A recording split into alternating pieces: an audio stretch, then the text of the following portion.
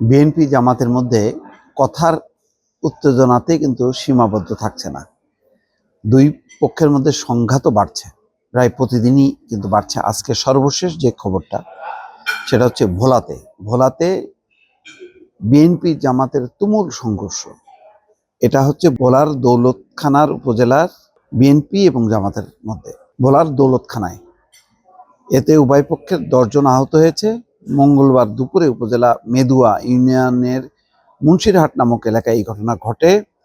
আহতদের মধ্যে মেদুয়া ইউনিয়ন যুব দলের সহসভাপতি কবির মিয়া, ছাত্র দলের আছে, তারপরে জামাতের কর্মীদের মধ্যে আছে রুবেল নাইম আছে। যাই হোক, এই সংঘাতগুলো কিন্তু নিয়ন্ত্রণ এখনই করা দরকার।